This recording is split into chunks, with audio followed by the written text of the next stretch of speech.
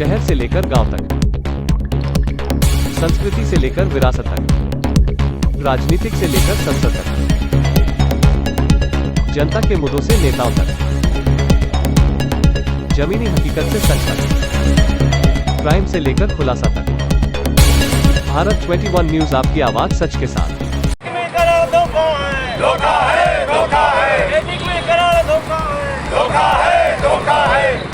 कानपुर से इस वक्त की बड़ी खबर। सीएलसी के विरोध में भारतीय प्रतिरक्षा मजदूर संघ सहित अन्य श्रमिक संगठनों ने एकजुट होकर देश भर की ऑर्डिनेंस फैक्ट्रियों के मुख्य द्वारों पर केंद्र सरकार की निगमीकरण की प्रक्रिया पर घोर निंदा करते हुए विरोध जताया।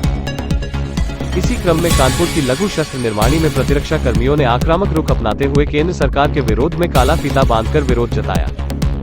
सरकार के इस फैसले का विरोध किया।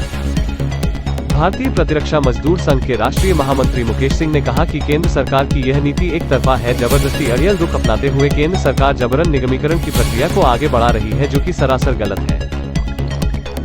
उन्होंने कहा कि सरकार अगर अपने रवैये पर कायम रहेगी, इसका माकूल जवाब देने के लिए श्रमिक संगठन तैयार है। अगर सरकार ने अपना फैसला वापस नहीं लिया तो आने वाले दिनों में प्रतिरक्षा कर्मचारी देश भर के एकजुट होकर सरकार के इस फैसले का विरोध करते हुए दिल्ली कूच करने में देर नहीं लगाएंगे। और हम इस रणनीति को जो केंद्र सरकार जबरन थोपना चाहती है केंद्रीय कर्मचारियों पर, हम इसे बर्दाश्त नहीं करेंगे और उसको हर कीमत पर होने नहीं देंगे। कानपुर की 5 फैक्ट्रियों में श्रमिक संगठन ने काले फीते बांधकर प्रदर्शन किया। कार्यक्रम में प्रमुख रूप से राष्ट्रीय महामंत्री मुकेश सिंह, छवि लाल यादव, विशाल बाजपाई, मीडिया प्रवक्ता अभय मिश्रा, राघवेंद्र सिंह भदौरिया, संतोष मिश्रा, अभिषेक कुमार, योगेंद्र सिंह चौहान, रामशंकर विश्वकर्मा, गोपाल कृष्ण द्विवेदी, वेदव्यास, मणि त्रिपाठी, पुनीत गुप्ता, तनवीर अहमद इत्यादि लोग मौजूद रहे। धोखा है, धोखा है, धोखा है, धोखा है। जिंदाबाद, जिंदाबाद।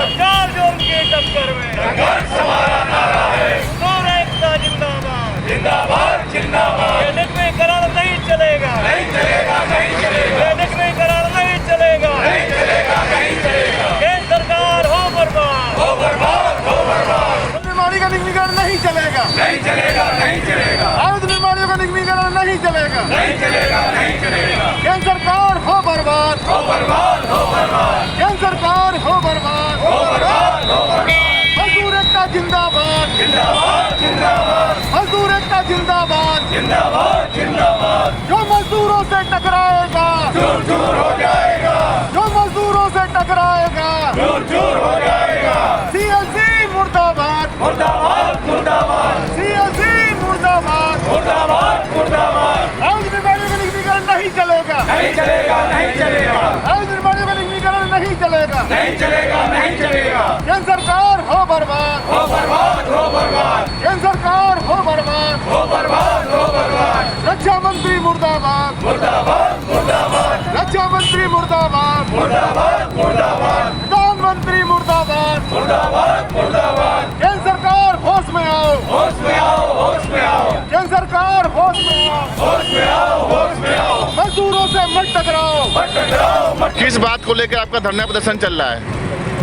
जैसा कि सबको मालूम है कि 16 मई 2020 को वित्त मंत्री निर्मला सीतारमण जी ने घोषणा की कि आयुध निर्माणियों का निगमीकरण होगा। उसके खिलाफ हम लोगों ने 4 अगस्त को हड़ताल पे जाने की नोटिस दी कि हम लोग 12 अक्टूबर से 2020 से एक अनिश्चितकालीन हड़ताल पर जाएंगे।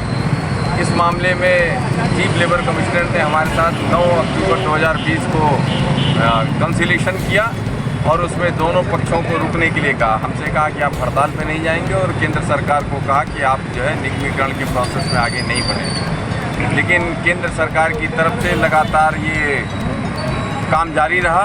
उन्होंने विभिन्न कमेटियों का निर्माण किया और उन कमेटियों के द्वारा आयुध निर्माणियों का निरीक्षण किया गया।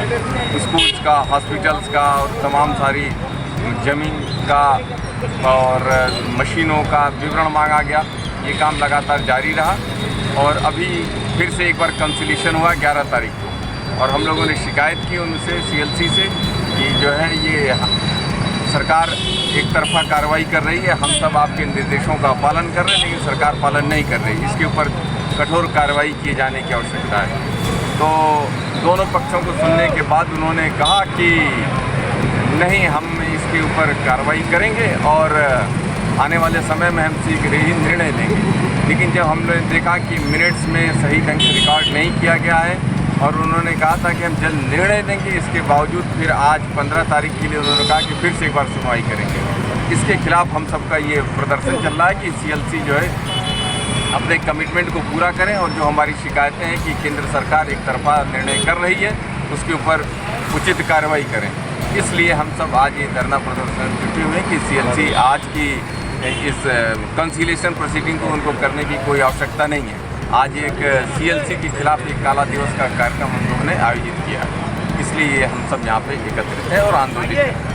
आपका धरना प्रदर्शन लगभग 1.5 साल से चल रहा है, सरकार आपकी मांगे नहीं मान रही है। अगर सरकार आपकी मांगे नहीं मानती तो इससे भी बड़ा प्रदर्शन करेंगे आप?